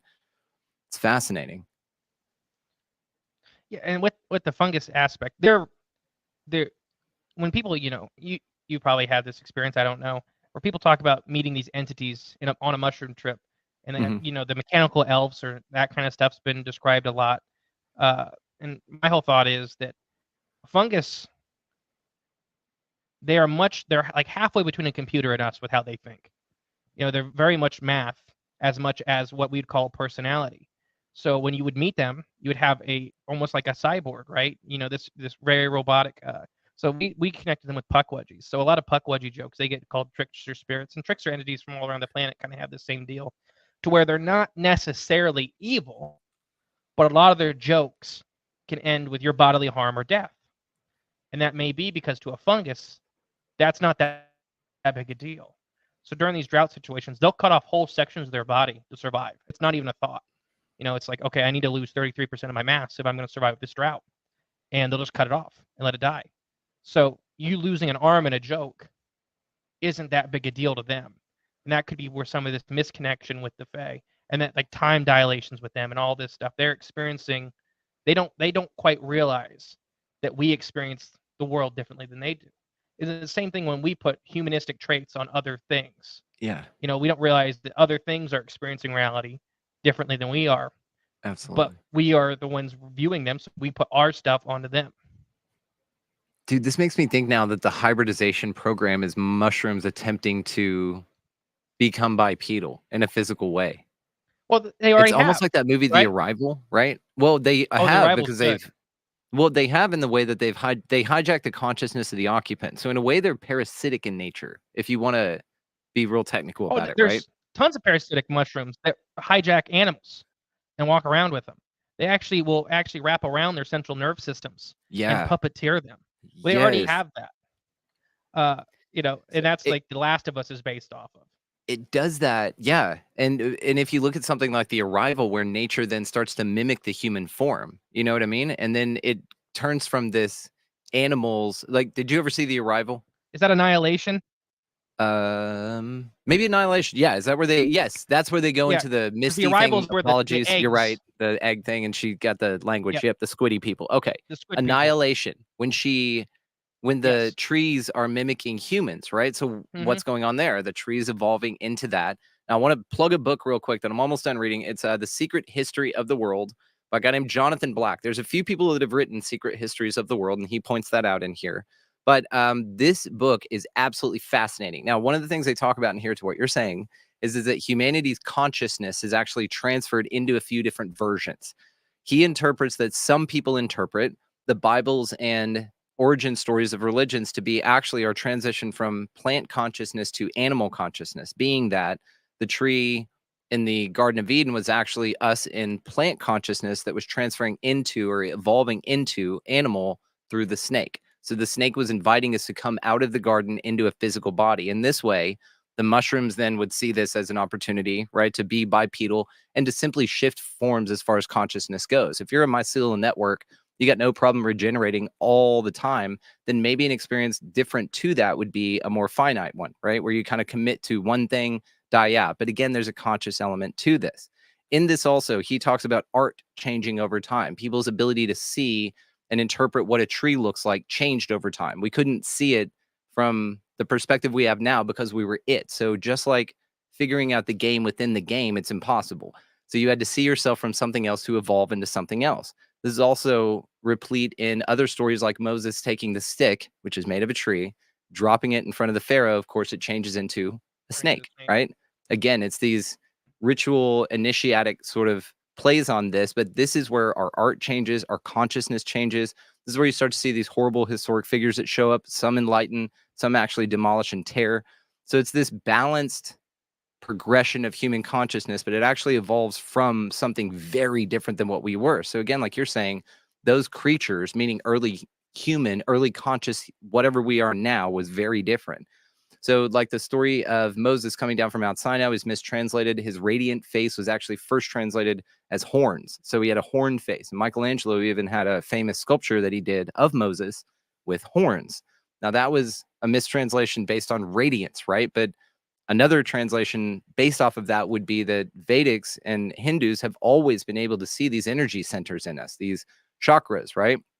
And so in that case, that radiance would have been what the people saw of Moses. They saw his chakras, but they didn't see those on a normal basis. So it was different for them. So they were scared, is the interpretation. So vision was different. We saw color different. Like we didn't get blues until Egypt. Shit like I was this. going to break that. Yeah. So yeah. and all of it There's like- actually reflects in the heavens. So as we discover new planetary bodies further out, as we discovered Neptune, for instance, I think we got introspection. As we went to Uranus, we got global consideration or something like that. So you get these bigger upgrades in consciousness as we discover further celestial bodies. And then now it's funny because allegedly they're discovering shit all the time, right? So now it's just an open season on what we're able to look at out there and then determine, therefore elevate our conscious too. It's fascinating, dude, really, when you go into it. And you made me think. I don't know. Like I'm said, we're famous for tangents over here. Bro, bring it. Have you ever looked into plant consciousness or sentience? Yeah.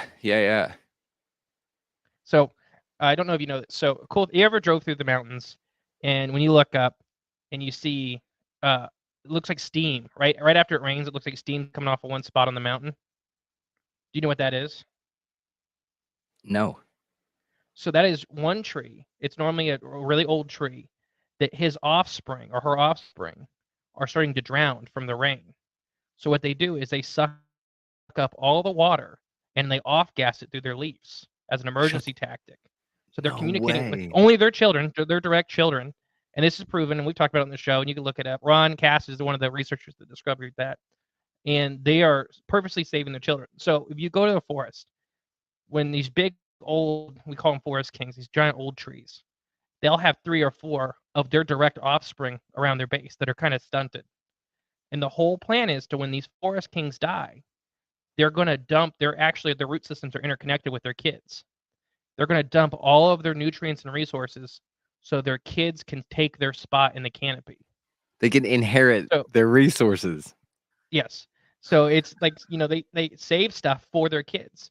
If their kids are struggling during droughts or during times of famine and stuff like that for these plants, they'll actually pump nutrients to them to save them, to keep them alive. So when you think, I like to ruin life for the vegans, I guess, that there's no such thing as a non-sentient thing on the planet, in my opinion. Everything's experiencing life in its own way. And it may be very alien, quote unquote alien to us to be a tree. But now we have proof that they can sense their surroundings. They mostly speak through chemical, responses and stuff like that. But they have language. They have their version of a language. It's not like us, it's very different. But like a computer would be ones and zeros, and we have all this verbal and physical cues. But plants are experiencing the universe and are doing stuff with that data. They're not just passive beings that are existing. Sorry, but yeah, no. So the trees care for their kids. There you go. And you hear about this communication through the root systems, but my God, that's fascinating. I think it's also fascinating that trees, you can make what's called like a giving tree, where you can take the cambium layers and match them up to like citruses. And they did this with stone fruit, where they had 15 different kinds of stone fruits growing on this, or nuts or something. Yeah, growing on this one tree root, right? The system. Because if you match those layers up, it's just information and nutrients at that point, and that branch holds what information it's going to turn into based on whatever nutrients it gets. It's fascinating. We do it with potatoes and tomatoes. We do the same thing like that cross with potatoes. Those guys, and you can get potatoes and tomatoes from. No, we do it in our garden. Oh shit! You can cross stem them because they're both nightshades. They're both in the nightshade family. Gotcha. So they're both very closely related. Right. Like so you can do citrus like this. You can the same thing. Yeah. Yeah, lemons and limes, no problem. Grow you a margarita tree. We were in Florida. Yeah, we were in Florida, and I think it was apples, oranges, and limes are all in the same tree from clips, and them putting them in them growing growing grafts, grafting on trees. Yeah. We had a lady in our town that did it with rose bushes as well, where she'd have whole sections of rose bushes would be one color because it's, that's what it's trimmed from and grafted back onto. Wow. But they're incredibly resilient. It's crazy. Now, we're at an hour and a half, and I can already tell me and you could probably talk. Oh, bro, days. So and, you cut it off till whenever. tomorrow. Well, You I shut it wanted to down give whenever. all the. I'm going to give everybody in the chat. Here's your chance to start asking questions as I burp into the mic. Disgusting. That's the signal. That's how you know. But it's yeah, time. if you guys have questions. Yeah. Normally I'm drinking during these things. Where I'm at, I'm not allowed to drink. So. Got you. Normally I'm a lot louder too, but there's babies and people in rooms next to me, so that's probably not the smartest. Keeping it chill thing. tonight. Yeah, you're being conscientious. It's very sweet. But yeah, guys, if you've got questions for Brandon or about anything from the conference to a show to anything we've talked about, I know we've scratched just the surface, and I know we're going to have many more talks. I can already tell. But that should be released this year. So humpback whales have the most developed language, at least that we've mapped, of any other species on the planet. Then that's where I think we're up to over 12,000 characters, which is essentially words in their language that we've mapped. But they have a device that they can actually talk to humpback whales with now. And I was just watching a video earlier this week about it with the researchers that are working on it, where you can basically type in something and have a conversation with some of these humpback whales. But humpbacks they're more human than human. They here's a little burps crack me up. How frog man summons he's chill to speak and act as well. Yeah. So I don't know. Here's your dark thing. I used to do like talks for schools and stuff like that. And one of mine was about commercial whaling. Is probably one of the worst things we're doing to nature because it's probably the most sentient animal on the planet besides us with how they deal. So do you know what commercial whalers' favorite target is? No. A mom with a fresh calf. Because when they get the mom, the calf's not going anywhere. Yeah. So you get two whales right there. What they'll do though, so there's ways to kill a whale very effectively. So if you watch, people like in Iceland and stuff, they still hunt whales out of like 15-foot wooden boats. And how they do it is that there's two main arteries that run near the base of the tail that if you get those, they'll bleed out very quickly. It's, if you're going to kill one, it's the most humane way. What these whalers will do is they'll aim for the back, like what you call the shoulder area. There's nothing there, nothing vital. It's just blubber and meat. And they'll harpoon them there. So these whales will be stuck and they'll start putting out distress calls. And what we found out is other species of whale will answer those distress calls and try to come help the mother and calf. Not the same species, the other species. Humpback whales are probably the most notable for this. They'll come in hordes to try to fight off whatever's hurting another whale, a baleen whale. And so commercial whalers are they take advantage of that. But to that point, I just shared one of these videos recently on the Facebook page. Have you ever seen a couple of these divers and stuff? Sorry, I could talk about whales forever. Like I said, dude, I'm fascinated by it. Yeah. So there's been a couple things that have happened with humpback whales and divers. If you're going to dive with a whale, it's probably the best one to dive with because they're very conscious of you.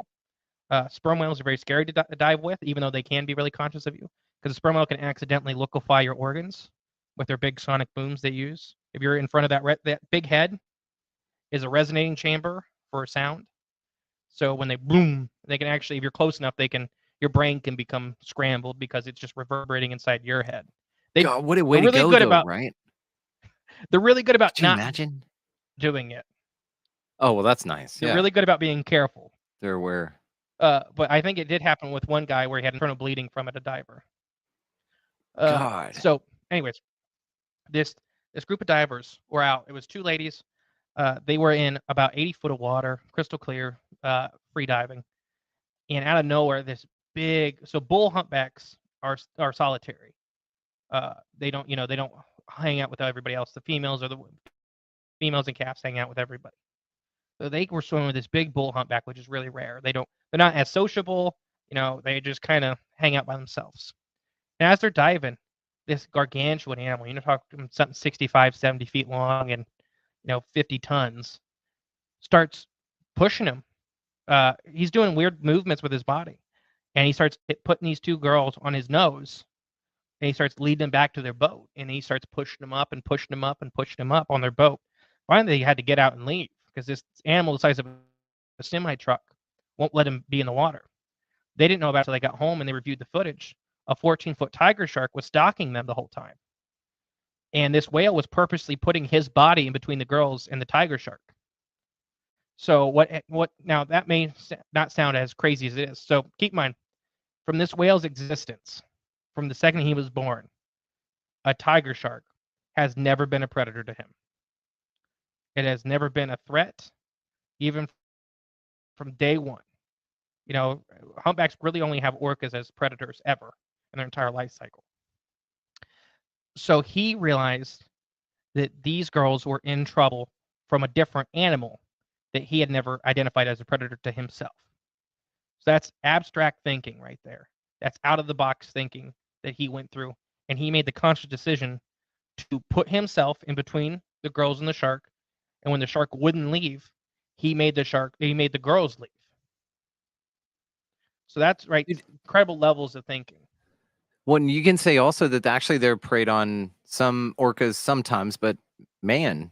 And so what's even more remarkable to that story is he saw predators in danger from another predator that he was not in threat from, but he also wasn't in threat from that predator, but he made that distinction. How did he know that whenever he pushed him up on the boat, there wasn't like somebody there with a stick of dynamite ready to blow his head off or harpoon him like he's seen happen to, all of his ancestry? And, like the mycelial network, they probably carry that in their genetics. There are things about the human culture that famines will occur, and then generations after, all of their ancestors will carry a little extra weight because of it.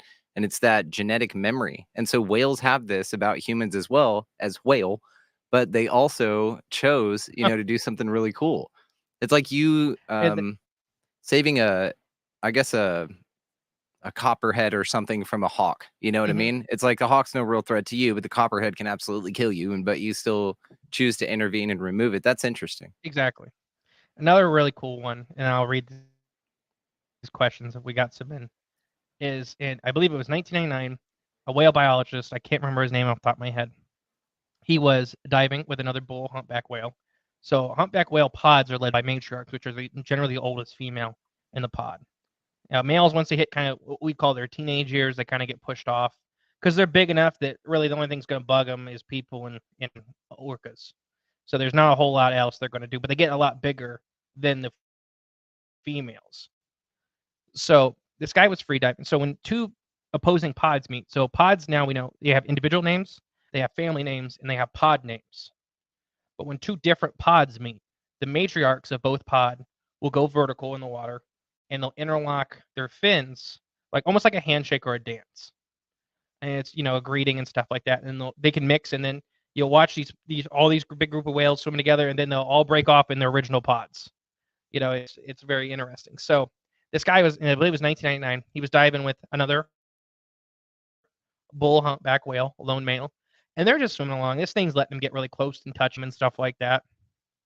So the guy jokingly, this man, a human, goes vertical and he extends his arm out.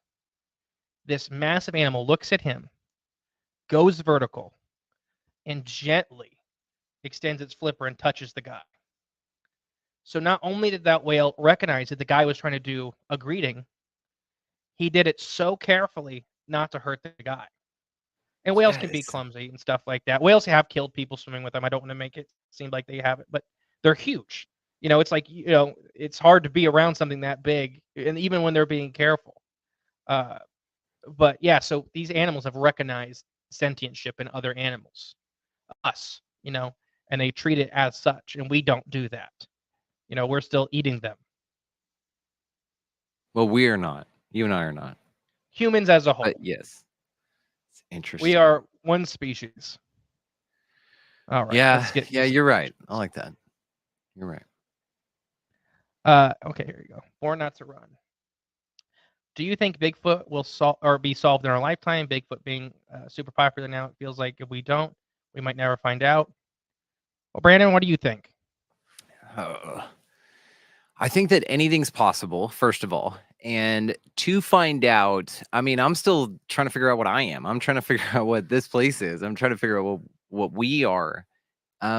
So I think based on your perspective is the only way you're going to get answers. I don't think that ubiquity or just some sort of certainty without agreement exists here. And so in this, though, just a very buckshot answer, I would say that no, simply because, I mean, just to the example that the more you look at any phenomena, the wider it grows. You know, the bigger it goes and the deeper and more mysterious, and even the outlining cases you have to consider at a level so as to not push everything out because it's part of the story, right? Even if it was an alien mimicking Bigfoot, why did the alien mimic Bigfoot, or why did it find it a good idea to put on that panda suit, whatever?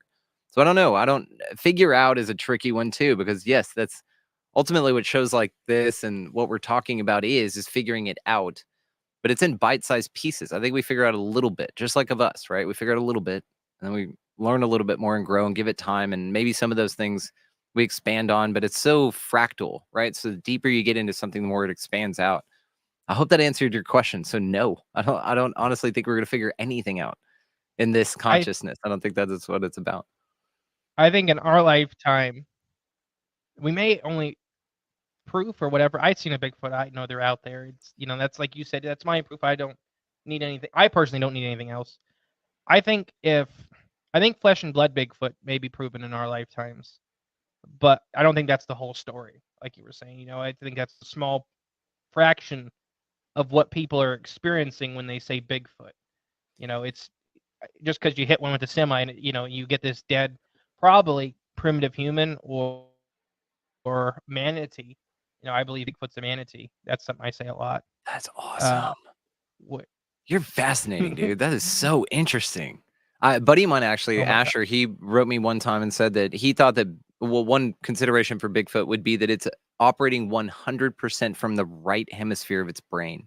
Now, think about that. An animal that can choose, you know, selectively. And so with us, of course, if we're hemispheric at all, we're really logical. We're really left brain. You know, we look at the world in very nuts and bolts. We've been programmed that way. So if nothing else, you either look at it that way or you're trying not to. So that's one of your two options, I think. But with Bigfoot, maybe it doesn't see its world that way, which is why it can disappear, which is why it can blend in like that, which is why it can just maybe apprehend your consciousness or the way that you see or the way it presents itself in its environment. Like it's not a limitation for it in the same way that it's limiting for us or that we find it to be baffling. Maybe it's just what it does, you know, no big deal. You just made me think. Have you ever looked into like split brain disease and theory and stuff like that? Where people will only choose one or the other? Well, it's like or operate out of one or the other. So there's theories that there's actually two or three people inside of our brains as a normal human, and that's how we got through the early nights as in human existence. But there's one of them is extremely violent and primal predator. And serial killers, they think that they may be that's the guy that got in the driver's seat. Normally, that's the guy in the back for special moments, and Survival. they think that they may, you know, that's the guy in the driver's seat for serial killers. Still super methodical. They're predators, right? We talk about some of these serial killers. They are not just people that kill. They are, you know, they're very methodical with their methods. It takes a long time for a lot of them to get caught, and it's normally when they are ready to get caught. You know, it's when they start, you know, they're on X kills, they start getting sloppy on purpose. Right. I don't know. It's interesting stuff. But yeah, so Or Not to Run said, most people say yes, not give a lot of thought. So glad someone's being realistic. Yeah.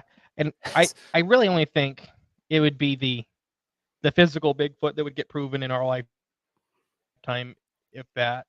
But even then, where is it coming from? How is it breeding? Species. You know, all that kind of stuff. Like, is it an inner earth or a subterranean type creature? Is that what you think? It's probably an underground type thing? And the underground's not what we the think? flesh and blood one.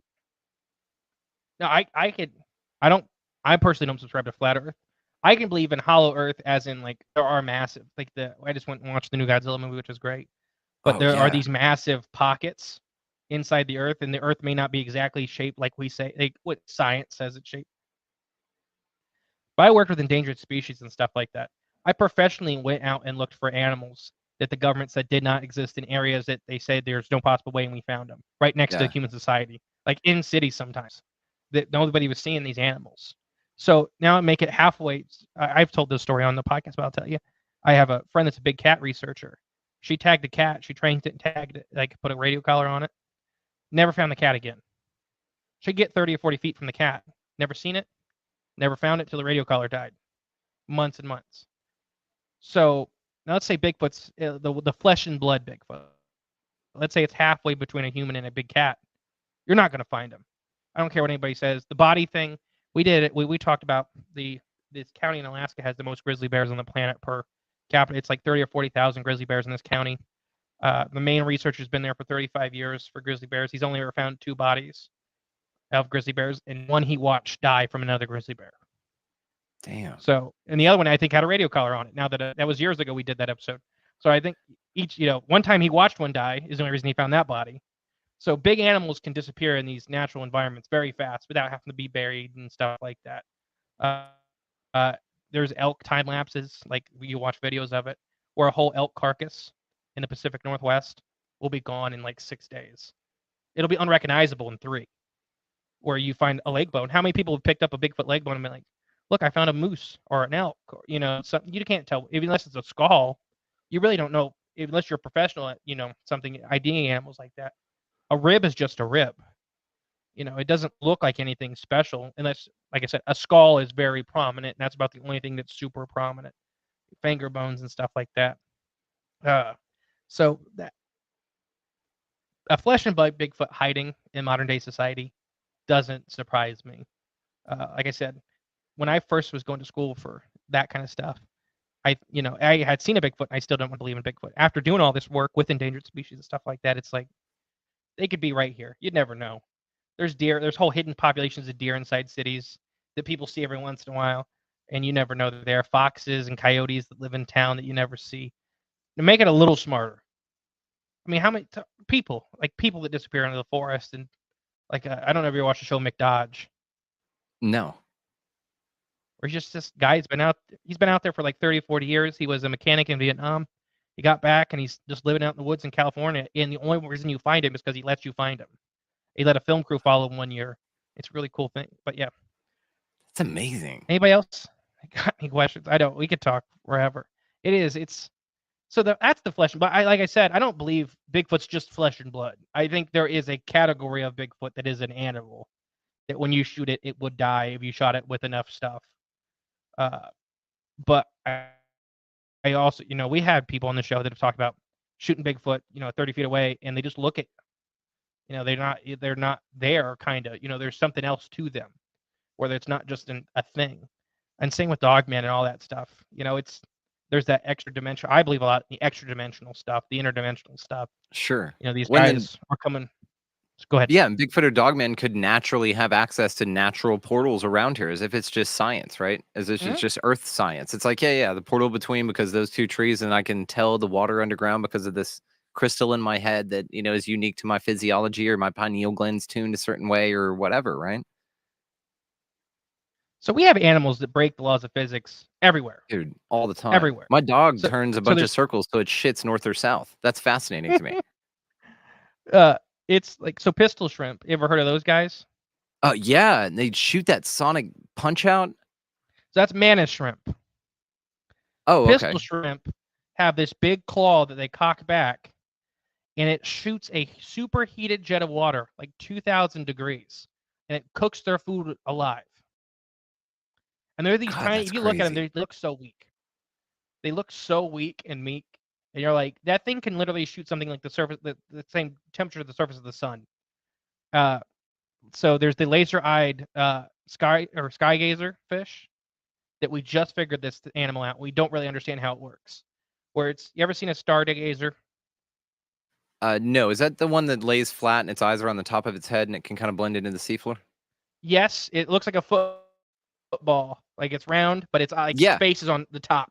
Yes. Okay. So there's a couple species of them. The laser-eyed stargazer, we just figured out this past year what they're doing. Forever. It's a cool name for a band, by the way. They would stare at fish, and then the fish would die. And we couldn't figure it out. Like the old men that stare at goats. Yeah. Where these fish would just stare at animals until they died. And we're like, what is happening? People, so finally they figured it out. They have, and we don't really know how they're doing this. they have organs on the corner of their eyes, the same organs that like electric eels have. But electric eels are fully insulated. Like when an electric eel opens its mouth by its shocking, it'll kill itself. Those big white pores are where the electricity comes out of. And you ever seen like electric eels? Their eyes look really milky. That's an extra layer of protection on their eyes because they can kill themselves with their electricity discharge. Damn.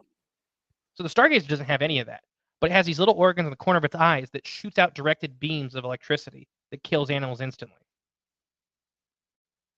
How do they? We don't know how measure they do it. They got a like a voltmeter. basically imagine it's like a big piece of paper that can detect electrical. Kinda, it's like a big piece of paper that detects like discharges, and they can see it like almost like making a gun, essentially, electricity gun. It's insane. And it shoots out in 2 focused beams, or is it combined to one, or how do you know? So I think they're still looking into it because this is, like I said, Pun intended. Very nice. I see what you did there. Pun intended. Very- Also, look at that. We could go with it. I love them, but yeah, no, nature breaks the laws of nature constantly. It's one of the rules of Constantly. nature is when you make a rule, somebody will break it. And this is back to us, figuring out any of this shit, like anything. We can't even figure out how fishes make lasers out of their eyes, let alone Bigfoot, man. That's just wild. Exactly. Like, so you're talking about mantis shrimp. They punch so hard they create an implosion underwater. So they had to rewrite. They had to rewrite some physics laws to make that make sense. These motherfuckers.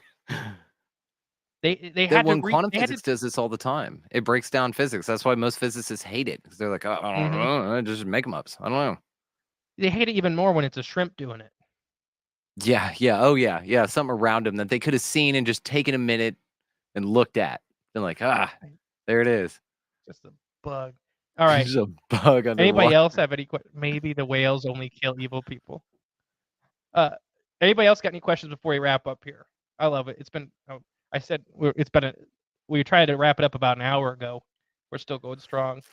Are you drinking out of a wonderful an artillery round? Yeah, copper. My wife. No, but it does a good. It looked like an artillery round. I know that is a good point. Now that you say that, actually, no, it's a copper water bottle. It mineralizes your water and stuff. So it's good. Don't cook My wife in got it for me. Mm-hmm. Don't cook in it. I will not. It's just for water. That's it. You'll get Mad Hatter's disease from cooking in copper. Yeah, so they used to like tomato soup in copper pots. Killed a whole bunch of people. It causes a chemical reaction, or it leaches stuff out of the copper. I can't remember what it is now. You can get grandma copper overdose for sure. You can get copper overdose. It's crazy. It makes something else. It makes it the byproduct of the reaction is like I can't remember if it's mercury or magnesium. Is it because of the acidity of tomato?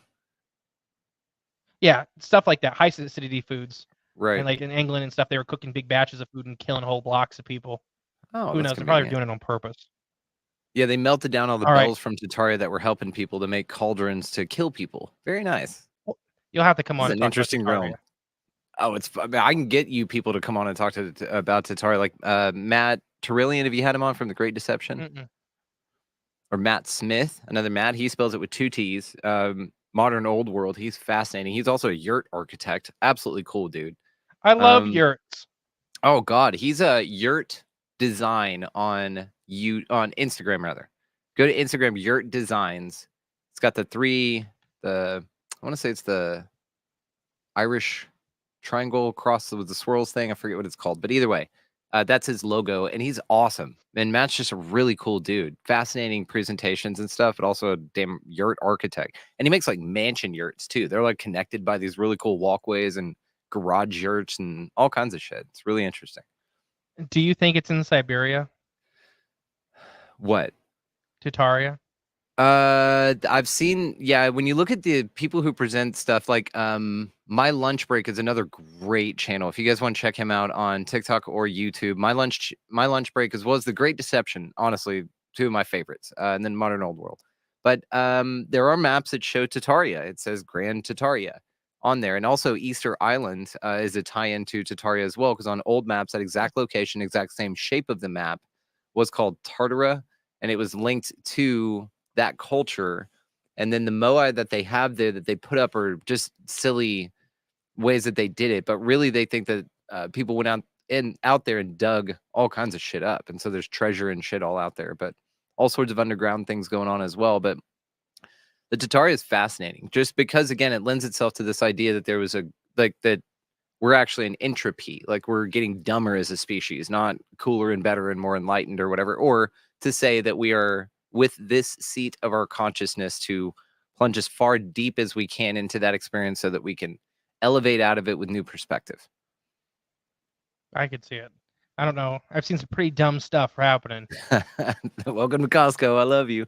We're avoiding that. We're not going there. We're not doing it. We're doing well with conversations like this, man. So This Brandon, is it. Everybody in the chat. This is where it's at. Oh, it's been great. Can you go back through and tell everybody where to find your stuff and all that for me, pretty please? Absolutely. And thank you again, dude. This is outstanding. Many more to look forward to. I'm pumped. We're gonna do this a lot, I could tell. God, yeah. Oh, yeah. So, guys, thank you so much again for watching, listening here with us, or in the future, whenever you're catching this. You can catch us at expandingrealitypodcast.com. I conveniently put it in the little bar there on my screen. So that is also where you can find the publishing house. You can find all of our journals. We have 7 in print now on Barnes & Noble and Amazon. All links are reflected there. And then you have the events as well, which we have our Befriending Bigfoot event coming up May 15th through the 20th. Come check it out. These glow in the dark, by the way, which is really cool. So come check it out, guys. But expandingrealitypodcast.com. You can check the show out. And Patreon, we're doing a bunch of cool stuff over there. Patreon, we host a ton of free shit, too. All the transcripts are hosted for free over there if you guys want that. Ad-free audio with sign up. And then we also do Hangouts where we invite all of you. We have one this Saturday with Emily Trinkus, who I've had on the show. She's an amazing astrologer. And we're going to talk all things eclipse live this Saturday at 3 p.m. So if you go sign up before then I'll get you the link and you can come hang out with us. So yes, all that's going off, man. And just having a blast, meeting cool folks like you, getting to do cool things. And let's just keep going, you know? That sounds awesome. And I'll have all those links below for everybody, so don't worry. All right, so we end this. We have a tradition. Okay. Basically, I'm going to count down from 3, and then we're going to yell bye, and then the stream will end. Oh, okay. I love that. Now, I normally yell really, really loud. I cannot do that because it's currently 10 p.m. in a building with mothers and babies. So I can't quite Have you ever seen the movie Pootie Tang? No. Okay, I highly recommend it if you haven't. But there's a part in there where he gets to a song that he did, and it's silent. But he opens his mouth and like nothing comes out, and it's the biggest hit ever. And there's a joke to where this kid's listening to it. It's silence, and his dad comes in and tells him to turn it down. Anyway, we could do one of those. We could do just like a silent. Well, you can scream. I just can't. All right. Well, I'm gonna be with you on this, but I'm with you. Let's go. Let's do it.